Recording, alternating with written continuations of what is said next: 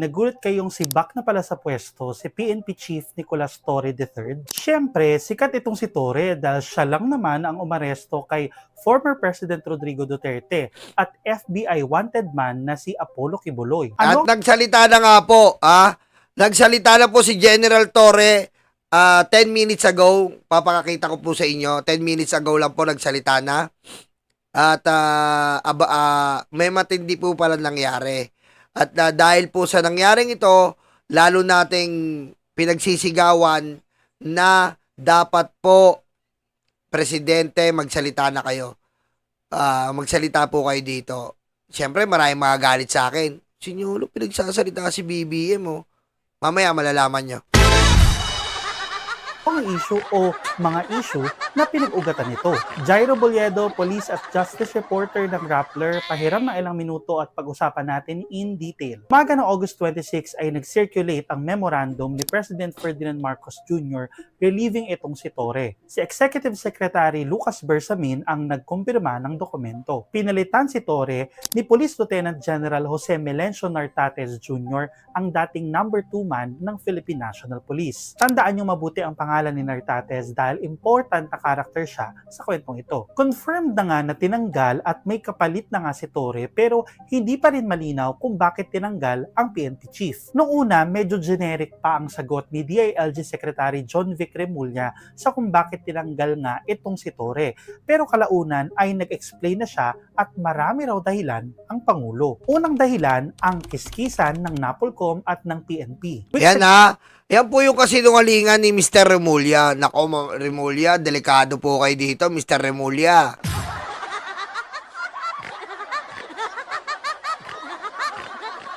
So, nireport ko rin sa inyo na may iringan nga itong PNP at ang boss nitong NAPOLCOM. Kasi itong NAPOLCOM, binaliktad ang mga recent appointments na ginawa ni Torre dahil hindi raw ito dumaan sa review. Kasama sa appointments na yan si Nartates na mula sa pagiging number 2 man ng PNP ay ipinatapon ni Torre sa Western Mindanao. Bukod dito, dinedefend din ni Remulla ang desisyon ng presidente dahil daw presidential appointee naman itong si Torre. Kaya presidential prerogative din daw na tanggalin ito. With the recent developments, the president was presented with the facts and he determined that the best course of action is to uphold the role of NAPOLCOM as it was intended by law. Marami po kasing napapansin po natin, marami pong palapalabok at butas ang salita ni Remulla. Diba? Sabi ko nga po sa inyo, ganito po tayo dito. Kahit po kagabinete po ng ating Pangulo, kung mali po ang ginagawa, mali, hindi po natin kakampihan. Kahit si Yusek Claire pa yan, kahit si Remulla yan, si Bunuan nga, binabanatan natin. Si Frasco, binabanatan natin. Si Department of Health, binabanatan natin. Kasi nga po, mali. Pag mali, mali. At sa sitwasyon na to, si John Vic nagsisinungaling. What the fuck?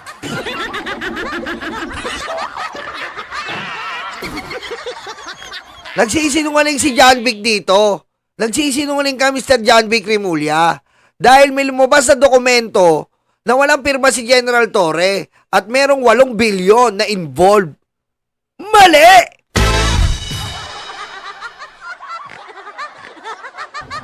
Second reason, kinoconsider daw ni Marcos si Torre for another position. Kaya kanina, tinanong natin si Secretary Remulla pero ayaw niyang sabihin kung saan, pero sabi niya ay magiging useful daw ang anti-corruption skills ni Torre. May keywords din siyang binanggit. Yun ang sinasabi niya para hindi natin yung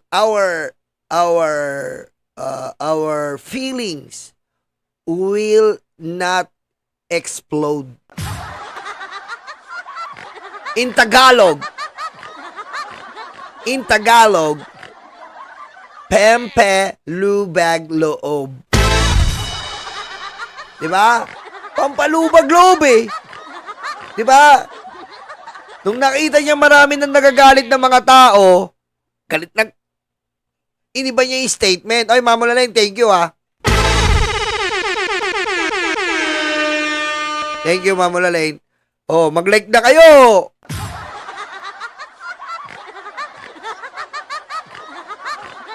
Mag-like naman kayo. Anak ng butete naman buhay to.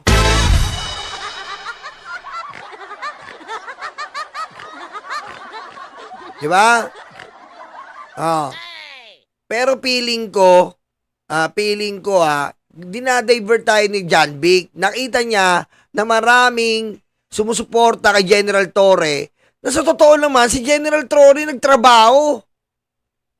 Miski nung nandiyan pa si Abalos, si General Torre ang nagtatrabaho. Kahit saan siya itinatapon, na-accomplish niya ang mission. Di ba? Oh. Ang tanong, anong trabaho ni John Vic? Oh. Anong trabaho ni John Vic? Mag-a-announce lang siya ng bagyo. May nakalagay pa, no joke, no joke. Flood control. Pero, devil's advocate lang ha, hindi pa parang afterthought lang itong offer kay Torre para maiwasan ng backlash? Tingnan mo, maiwasan ng backlash. Maiwasan ang pagguho ng pangalan ni Remulla. Diba? Inuuto niya tayo eh. General Torre. Wag natin isama yun. Wag natin isipin kasi yon. Ayun kagad kasi iniisip nyo eh. Huwag nyo munang isipin na may paglalagyan si Torre. Dito muna tayo to the point and to the issue. Bakit nyo tinanggal agad-agad? Sinabi natin kahapon, gusto nilang palabasin na ang presidente walang kinikilingan. So, straight na salita, sinumbong ni John Vic si Torre sa presidente.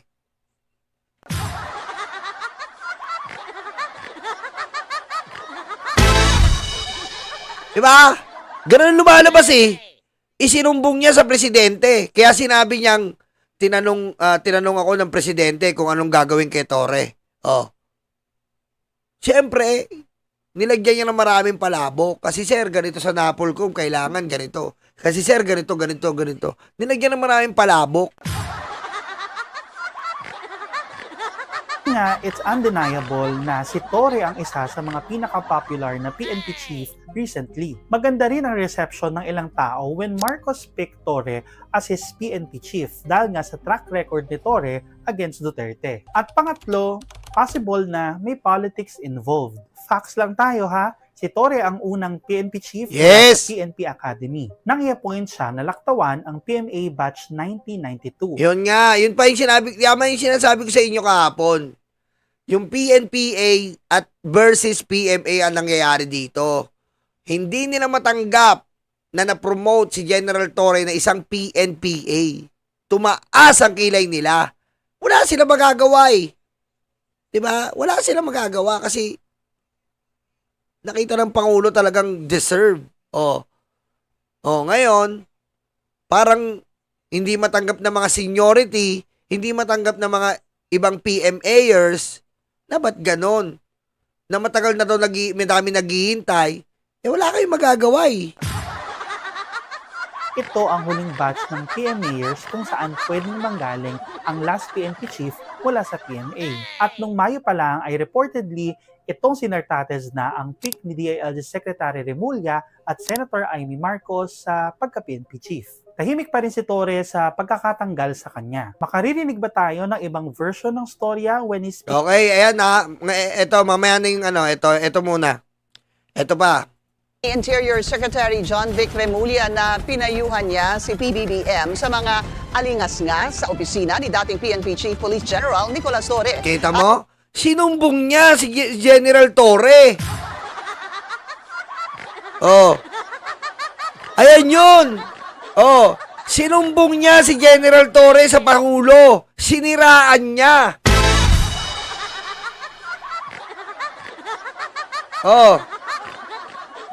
Ayan, lumalabas na lahat ngayon. Ayon sa source ng Billionario News Channel, hindi lang ang sinibak na hepe ang naitsapwera ni Remulla, maging umano ang predecessor nito. Yan ang Lumalabas ngayon, pati si Marbil, sinibak din ni Remulla. Magaling. Ha? Ayun po lumalabas ngayon. Pati po si Marbil, sinibak ni Remulla. Exclusive agenda report ni Francis Polve. Hindi pa raw mabasa ni Acting Davao City Mayor Sebastian Baste Duterte ang tunay na dahilan sa pagsibak kay dating PNP Chief Nicolas Torre. Kamakailan, gumawa ng ingay ang paghamon ni Baste ng suntukan kay Torre. Matapos kumasa, agad nag-schedule ng charity boxing match ang dating PNP Chief na inisnab ni Baste. Dahil hindi naman daw niya talaga hinamon si Torre. Naging bahagi pa ito ng speech ng Pangulo sa kanyang ika-4 na sona kung saan pabiro niyang ihinilera si Torre sa Pinoy Sports Champion. Palagay ni Baste, demotion para kay Torre ang pagkakasibak sa pwesto. Wala nang mas mataas pa dyan sa pagkapulis mo. 'Di ba? Hindi ka naman pwede lagi sa ibang appointed position like CID. Anong alam mo, bakla ka?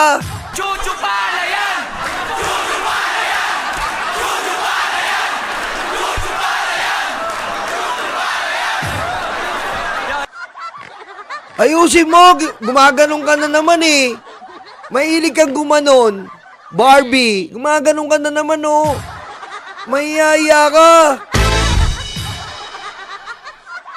Oh, CI. Yung naman appointed ng demoted siya. So tingin Oo. ko may internal na conflict talaga na nangyari dyan. Hindi raw kilala ni Baste ang pumalit na PNP OIC na si Lieutenant General Jose Melencio Nartates Jr. Pero isa lang daw ang tiyak niya. Sino man ang iupong police chief, kasama sa trabaho nito ang pagharas sa kanyang pamilya. May order talaga yan na puntiryahin tayo. Yan naman lagi eh. Hindi ka naman maging chief PNP. baka mabait kayo. Mabait yung pamilya kayo, kaya hindi kayo nakikita. Wala kayong pinatay. Di ba? Baka wala kayong pinatay. Di ba? Pasensya na kayo ha. Wala kasi kayong pinatay, kaya punteriya kayo. What the fuck? Tanga ka eh.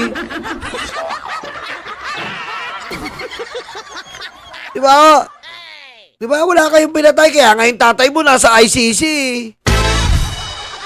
Wala kayong pinatay. Bobo lang. Ha? Bobo lang. Pag wala kang gagawing against sa amin mga Duterte o sa mga supporters natin. Si Torre ang nanguna sa paghuli at pag-surrender kay dating Pangulong Rodrigo Duterte sa ICC sa The Hague. Pero para sa anak niya, tapos na ang issue na ito at hinaharap na ng pamilya ang proseso sa kasong Crimes Against Humanity ni FPRRD. Pero sa ako, immaterial yung kay Torre, tapos na yun lahat eh. So, kung ano man yung reward niya nung kinuha siya, wala na, tapos na. Yung tatay ko nandyan na sa ICC. Posible rin daw na totoo ang turf war issue ni Torre at Interior Secretary John Vic Remulla na unang binalita ng Billionario News Channel. Kaya hindi umano diversionary tactic ang pagsiba kay Torre para matabunan ng flood control scandal. Mas more on tingin ko talaga internal conflict yan kay Torre. Di sila nagkakasundo kasi nagsimula na yun nung kay Remulla, di ba? Nagkakasagutan sila. Hindi mo naman din masasabi na diversionary tactic because the President himself ay ginagamit niya yung flood control projects na PR niya. So I think it's blowing up on his own face right now. Sa kanyang unang public appearance sa kamera para umano batiin ang kaarawan ng kaibigan, hindi na naka-PNP uniform ang 4-star general pero wala raw siyang sama ng loob o tampo kay PBBM. Look at me straight in the eye. Do I look like somebody who is bitter? Tumanggi muna siyang magbigay ng detalye kung ano ang susunod Pinuntahan niyo si Dilima kasi nga, Vice President Torre na po. Vice President Torre. Boboto ba kayo? Ha? Vice President Torre.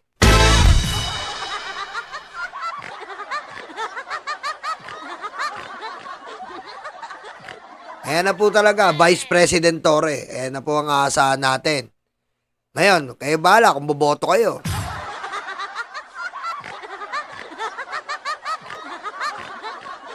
sunod para sa kanya. Sa isang panayam, inamin ni Remulla na pinayuhan niya ang Pangulo sa mga alingasngas sa opisina ng Chief PNP. Pero bukod sa simpleng turf war, may lumulutang din na issue ng insubordination dahil tumanggi umanong pumirma si Torre sa isang accomplished request para sa deal na 8 billion peso funding for arms procurement. Ayon sa mapagkakatiwalaang source ng Billionario News Channel, ang paninindigan dito ni Torre, isang civilian agency ang PNP, kaya ang pagbili ng 80,000 unit ng assault rifle ay dapat para sa AFP.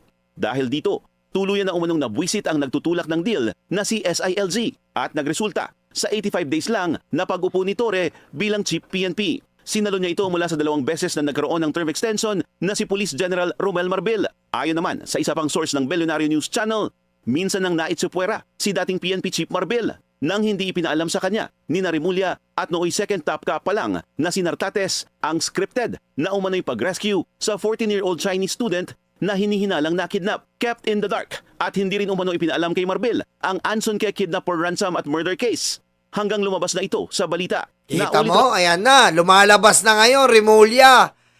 Mr. President, sibakin niyo po si Rimulya.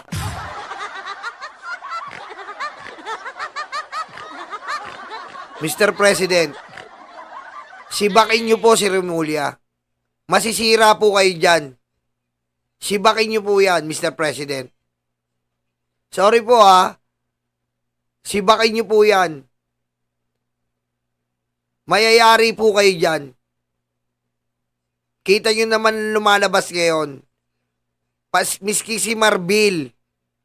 Si Marbil po. Diba? Si Marbil. Meron silang hindi pinaalam. Isang PNP chief. Scripted yung ginawa nila.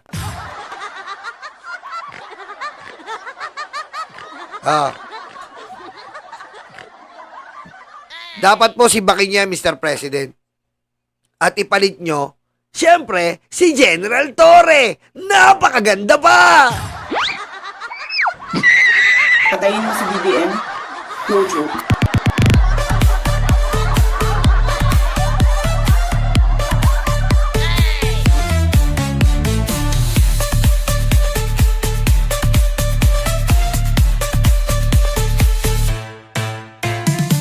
Kasi wala po Wala pong ang taong bayan kundi si General Torre. Dahil ang tao po ngayon, gusto ng tao ngayon, nakikita nila sa kanilang mga mata ang katotohanan at pinakita yun ni General Torre. Pinakita rin ni General Torre ang imposible ay posibleng maging posible. Yun po ang pinakita ni General Torre. Kaya kailangan po, Mr. President, sibakin niyo po si John Vic Remulla. Sorry, Mr. John Vic Remulla. Hindi po panahon ngayon para magdulot ka ng gulo. At hindi naman po dapat ginagawa nyo yan. Nag-aayos ang presidente ng gabinete, nag-aayos ang presidente ng Pilipinas, tapos darating kayo para magkaroon at magdulot ng gulo. At yung mga nagdudulot ng gulo ngayon, sibakin po dapat yan. Yung mga nagtatrabaho po na maayos po, inire-retain o pinananatili sa pwesto. Yung kagaya nyo na miski si Marbil pala ay binalahura nyo noon, ay hindi na kayo dapat dyan kung totoo man to, Mr. Remulla. Diba? Wala naman kasalanan si General Torre. O, pakinggan nyo yung kay Marbil General Romel Marbil. Ayon naman sa isa pang source ng Billionaire News Channel, minsan nang naitsupwera si dating PNP Chief Marbil. Oh, kita mo, naitsupwera si Marbil noon pa man. Nang hindi ipinaalam sa kanya ni Rimulya at nooy second top cap pa lang na si Nartates ang scripted na umano'y pag-rescue sa 14-year-old Chinese student na hinihinalang na-kidnap. Pero mo, scripted? Scripted? Scripted? Ano yan? In the dark. At hindi rin umano ipinaalam kay Marbil ang Anson Ke kidnap for ransom at murder case. Pero mo, hindi pinaaram ng Anson Ke? Ano yan? Ano yan, Sir Remulla? Ano nangyayari? Bakit ganon? Ano yan?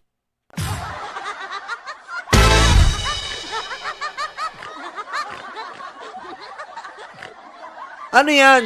Kailangan may special na pulis ka lang na pagkakatiwalaan? PNP, hindi mo pagkakatiwalaan? Hindi pwede kay Abalos yan. Hindi pwede kay Abalos yan. Si Abalos, sinunod lahat. Kaya nakilala rin si Abalos. Pero ikaw, parang, Mr. Remulla, anong gusto nyo po? May sarili kayong May sarili kayong pulis?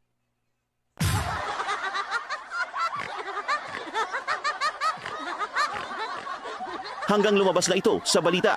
Naulit raw ito ngayon sa pagsiba kay Torre na ayon sa aming source ay nagpapakita kung gaano kalawak ang kapangyarihan ni Rimulya at Nartates. wala raw kontrol si PBBM sa sarili niyang gabinete at nagpaka-kingmaker si Remulla sa ibabaw ng Chief PNP. Para sa agenda, Kaya nga yan po ang lumalabas, BBM. Sibakin nyo po yan. Yan po ang kailangan dyan, BBM. Kasi hindi po dapat mapanatili yung ganyang mga tao. Nieves Peña, thank you.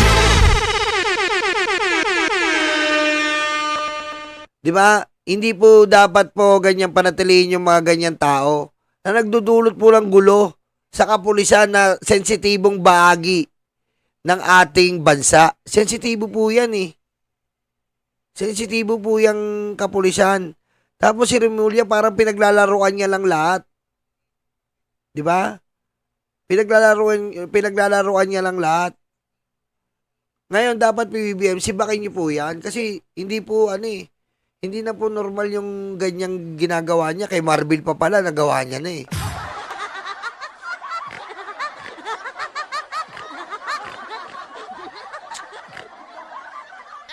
Dapat po mawala po si Remulla. Ito na yung kay General Torre nagsalita na. Ilang araw po sa inyong lahat. Una po sa lahat, maraming salamat sa aking mga taga-suporta. Ramdam ko ang inyong pagmamahal at tiwala. General Torre, nasan ka ba? Ano ba yan? Hindi kita makita.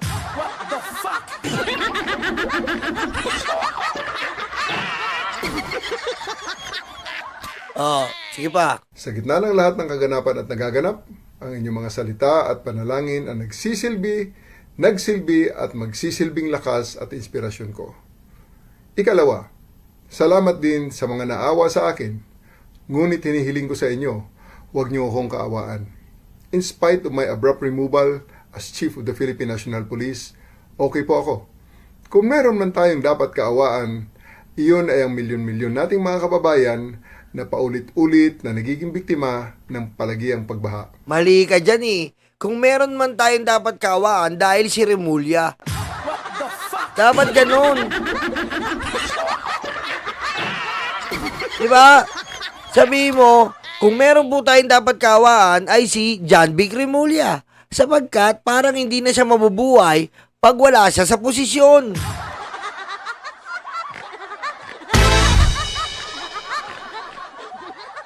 Diba? Parang hindi na tayo, si Remulla po ang dapat nating kawan. Dahil, akala mo, siya na ang pinaka magaling. What the fuck?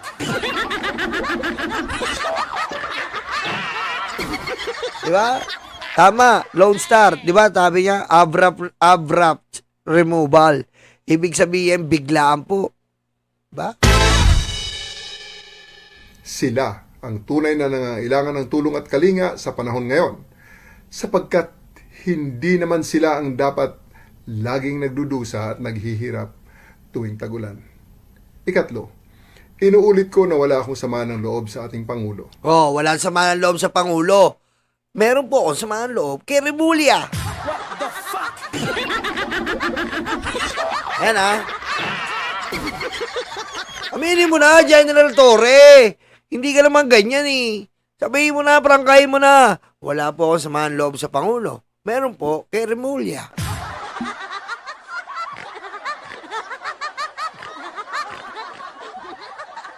Nauunawaan ko na kailangan niyang gumawa ng mga mabibigat na desisyon.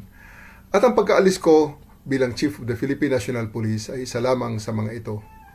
Pulis pa rin naman ako, and I serve and I still continue to serve at the pleasure of the President and our country. Pleasure of the President na lang. Oh, patay kayo ngayon. Oh, sa Presidente na lang siya magre-report. Ngayon, hinihingi nyo yung 4-star, hintayin nyo.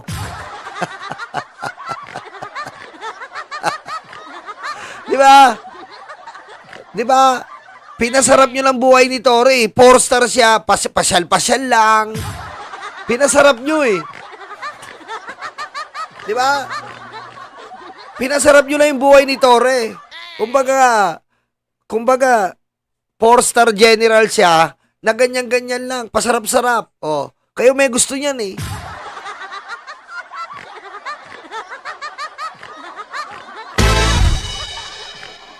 Diba? Sarap buhay ni Torre ngayon. naka-4-star na, naka-leave, tapos kung gusto niyang magtrabaho, tawagan lang si President, hello, may papatrabaho ko sa'yo. Hello, hello, hello.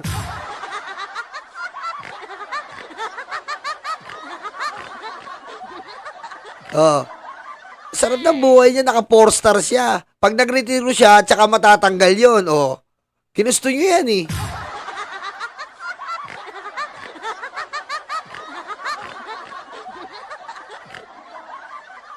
Kaya nga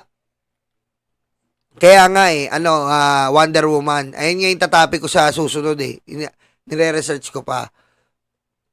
Totoo yun. Yun nga, isa pa po kinukonsider yan. Isa pa pong kinukonsider. Ayan sa missing sa bungeros na yan. Yung mga bataan ng mga missing sa bungeros. Ayan, yung mga pulis. Mukhang may kaugnayan din. Ayan nga po nire-research pa natin eh. Mabuhay po tayong lahat. Mabuhay ang bagong Pilipinas. Ayan po, nakita niyo po si General Torre ba yan o nakalutang na barong?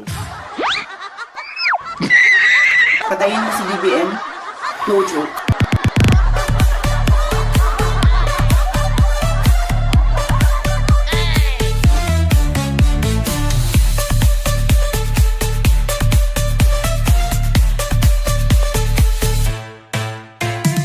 Ayan po, nakalutang na barong na nagsasalita.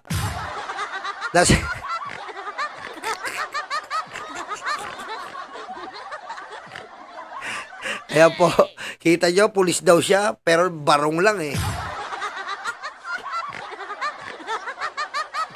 Ngayon, ano ang moral lesson sa tagpong ito at ang dapat na gawin sa mga susunod na mga sitwasyon? Moral lesson po, ang moral lesson nito ay huwag kang maging ganid.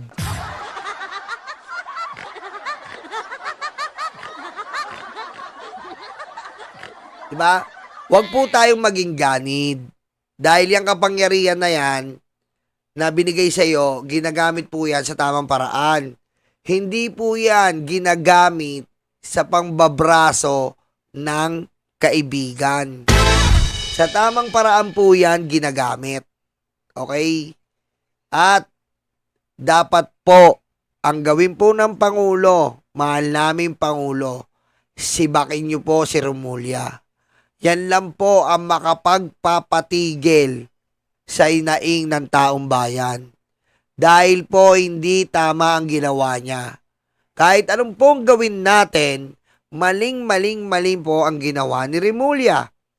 Bakit po? Kasi po, si General Torre po, kitang-kita nyo naman kung gaano siya ka-transparent. Ano ba yung sinasabi mo nyo?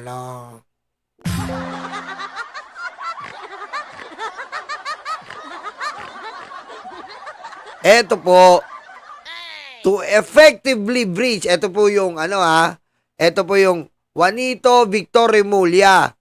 Subject, ayan na, Secretary DILG subject, request for endorsement and budget support for PNP firearms capability enhancement. Dear Secretary Remulla, ayan po, kumbaga, ayan po, ito po yung 8 billion na controversial. To effectively breach this capability gap, the PNP respectfully seeks your endorsement for a proposed budget insertion amounting to 8 billion pesos under the fiscal year 2026 GAA. This amount will be allocated specifically for the procurement of 80,000 units of standardized caliber 5.56 mm. Transparent Eve, thank you. Ayan po, ito po yung controversial na 8 bilyon. Ayan po yan. At ito pa po. In this regard, future designation of third level official to third level position are left to the authority of the PNP chief. save for designation to third level position that would entail promotion to higher rank, which were subject to the confirmation of the NAPOLCOM. Ito po, ayan po Ayan po, Secretary Benamin Abalos Jr., ayan po, nung August 1, 2023. Ayan po yung yung sample ng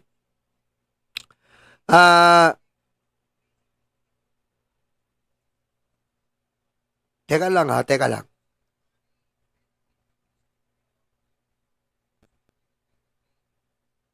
Ito po yung sample na ang dapat po PNP chief po. Ayan po, ito po kasi sinasabi ni Remulla na babalik daw po. Babalik daw po sa kinaugalian. Pero, in this regard, future designations of third-level officials and or to third-level position are left to the authority of the PNP chief.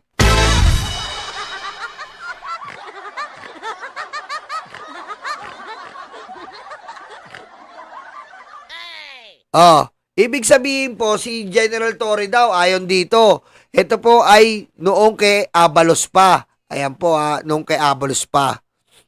At dito po sa, ito po yung inano, ayan Ayan. Therefore, ito despite the said, ito po yung inaangal ng NAPOLCOM. Ito po yung letter ng NAPOLCOM nung pinapalipat ni Torre. Whereas, despite the said issuance, the PNP recently made a series of designation, assignment, and reassignment of police commission officers to third-level position without the required confirmation by the commission and bank. Ibig sabihin, hindi daw sila ng confirmation dahil required daw po yun. At ito pa. Now, therefore, the NAPOLCOM in the faithful exercise, sabi nyo, faithful exercise daw, faithful of its power of control and in accordance with its mandate under the law, has resolved as it hereby resolves to recall, pinabalik ng NAPOLCOM, set aside, baliwalain. Ayan po to recall, pabalikin, set aside, baliwalain. And correspondingly modify the present designation, assignment, and reassignment to third-level position issued by the PNP involving the following police commission officers. Ayan po, Nartates, Banak, pinababalik.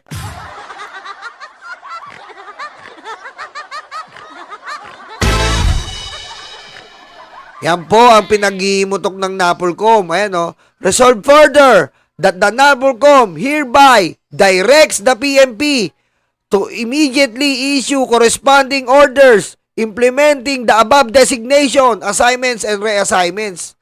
Ang lakas.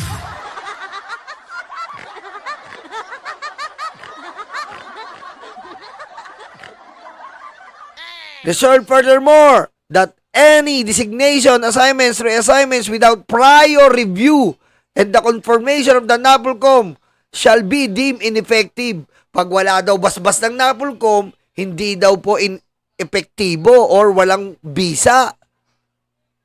Wow.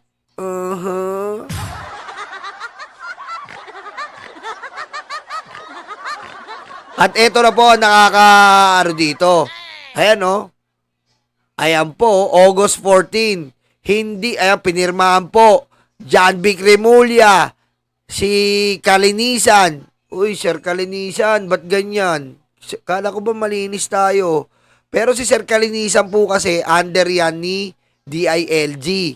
Kaya, syempre, siguro, yun na yun Under siya ni DILG. Kaya, si Remulla, kailangan niyang puwersahin yung mga tiga NAPOLCOM. Yan po, hindi. Ayan Chief PNP ex officio commissioner, hindi po pinirmahan ni General Torre. Sibain nyo to. Pangulong Bongbong Marcos. Masisira kayo dito. Sibakin nyo yan si Remulla. Grabe dinulot niya, grabe po. Hindi po pataas ang administrasyon ng gusto ni Remulla. Hindi po pataas ang gustong administrasyon ni Remulla. Gusto niya tayong lumugmok uli.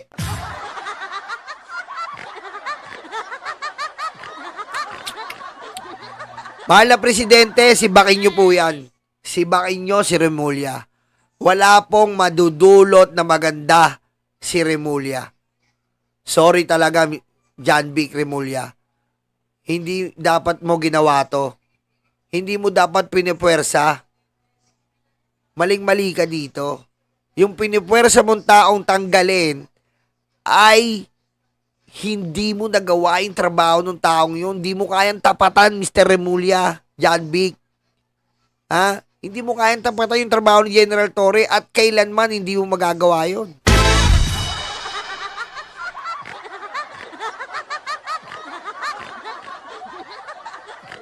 Ha? Diba? Tsaka marami po na walang tiwala kay Nartates. Ha? Wala pong tiwala kay Nartates. Maraming walang tiwala po kay Nartates ngayon. Kamukha niya daw po si si Julius Baba.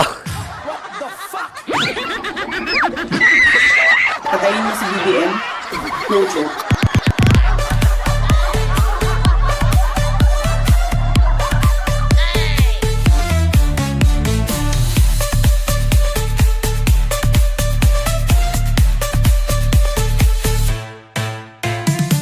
Sabi ni Kuya Chris Angel na birthday boy, paano yan? Malakas si Remulla kay BBM. Wala pong malakas-malakas sa Pangulo. Wala pong malakas-lakas sa Pangulo. Ngayon, ang Pangulo kasi, nakikinig yan ng mga report. Di ba alam niya naman, tuwing umaga, may mga cabinet meeting. At siguro, sa isang cabinet meeting, naikwento nga si General Torre. Ganito po kasi sir si General Torre, ganito, nangyari ganito, may wang-wang, tas may ganito. Siyempre, maano si Presidente, di ba? Maano siya, parang siyempre naisip niya, sabi niya, parang, kung tama yung inala niya, yun, nireport sa kanya. Yun, nireport sa kanya Di ba? Sino naman nagre-report sa Presidente? Hindi naman si General Torre.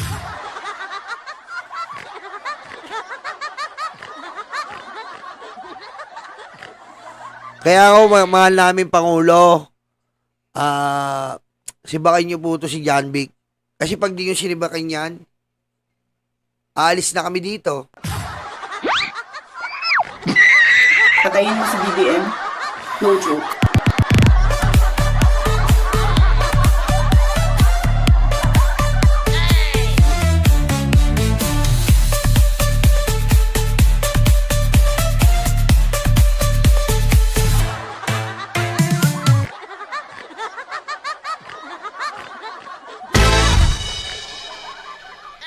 Lilipat na po kami sa Kakamping.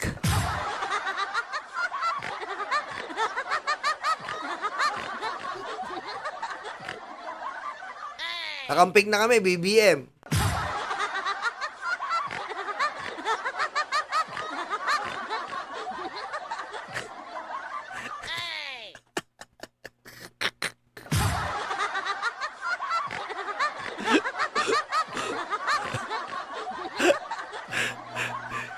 Di ba? Marami na naman magagalit yan. Ba't pinapakailan mo ba si BBM? Gusto ko nga si Bakin pakailan mo. Kung ayaw mo, itakin mo yung opinion mo. What the fuck?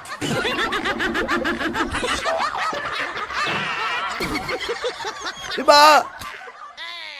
Diba? Gusto ko gusto ko, request ko yun opinion ko yun.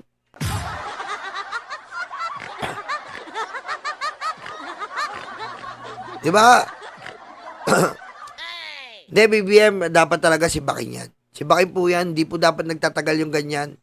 Mahirap po kasi yung mahirap po kasi yung mga ganyan, may ganyang tao sa loob, naninira po. Naninira. Mahirap po mag-alaga ng ahas.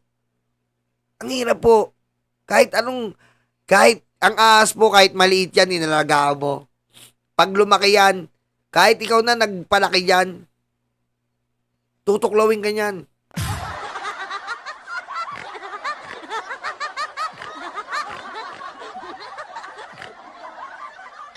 Diba? Tutuklawin ka yung mga ahas. Diba? Kaya ito po, BBM, isa lang po pakiusap namin. Sibakin niyo po si Remulla. Sa totoo lang po.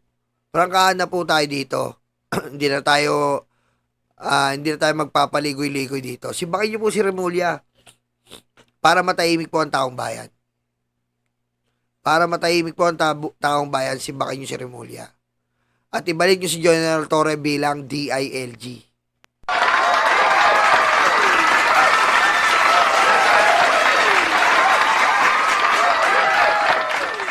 At yung mga galit sa akin na, ba't pinangunguna mo yung presidente? Pwede ka bang pinangunahan yung presidente? Presidente yon. Opinyon ko to!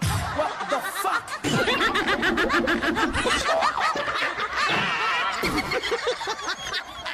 Ha? Nasabihin ng iba dyan eh, ang dahil kong basher. Pinangunguna mo yung presidente. Opinyon ko lang to eh.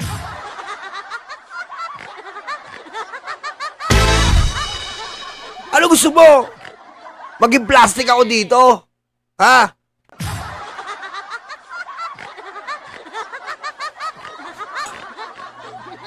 Ang gusto kasi ng iba, lagi ko sabihin, ang galing ni BBM.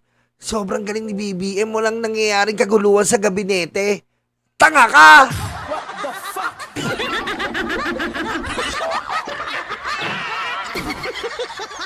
Ha? May damdamin din ako. Ha? Ayoko kay Remulla. Gusto ko siya sibakin. Wala ka nang pakialam kung gusto ko yun. Kung ayaw mo, yakapin mo! Patayin mo si BBM. No joke.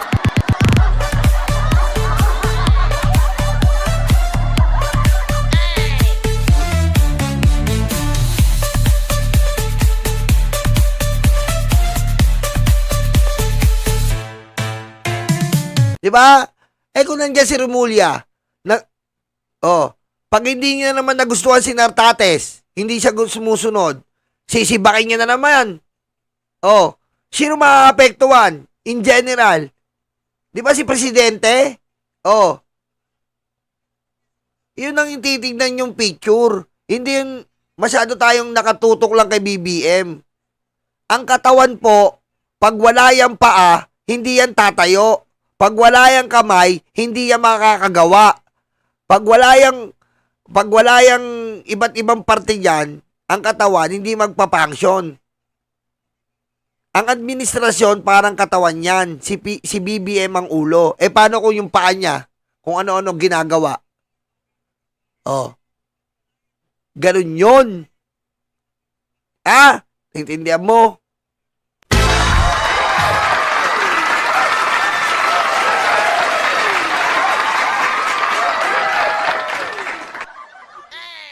Diba? Kaya, BBM, sibakin mo yan. Hindi po namin kayo pinapanginahan. Pero ito po ang hinaing ng taong bayan. Pinakawalan nyo po ang taong mapagkakatiwalaan nyo. Pinakawalan nyo ang taong dedikado sa trabaho. Pinakawalan nyo ang taong nakita ng taong bayan. Binalik niya ang tiwala ng kapulisan sa mga ordinaryong mamamayan. Di ba? Hindi mo pwedeng ganon. Hindi mo pwedeng ganon. Dapat BBM, sa ginawa niyan to, na minamanipula niya po ang Napolcom. Mali po to. Maling-mali to. Hindi magagawa ni Abalos yan. Hindi magagawa ni Abalos yan. Kung nandito pa si Abalos, hindi niya magagawa yan. Siguro sa sobrang busy ng Pangulo, hindi niya naasikaso. Ang daming iniisip ng Pangulo, flood control, etc. Sumbong sa Pangulo, ang dami-dami. Tapos, biro mo, Di ba? Huwag natin pag-usapan yung paglalagyan ni Torre. Huwag natin pakalmahin ng mga kababayan. Para lang po sa pagpapalagay kay Torre, kakalmahin taong bayan. Ayaw namin ng ganon. Ang gusto po namin, mahal na Pangulo, si Baquinho, si John Vic Remulla. Yan po ang gusto namin. Dahil si John Vic Remulla po, iba po ang ginagawa niyang trabaho. Sinisira niya ang institusyon. Pinagbabangga niya ang mga tao. Hindi po dapat ganyan ang DILG Secretary. Ang DILG Secretary po, minamandoan ng maayos ang kapulisan. Minamandoan ng maayos ang bawat mayor. Oh, ano ba nangyari? Meron ba tayong mga kaganapan sa ating mga local government? Ha? Saan ang nangyayari ngayon? Gumagawa ba si John Vic? Anong ginagawa niya regarding flood control? May sinasabi ba siya? Under niya yan, local government Oh. Meron ba siya mga pagmi-meeting regarding sa mayor? Monitoring ng iba't ibang regarding local government? Mag-a-announce na nga lang ng bagyo. Nakakainis pa.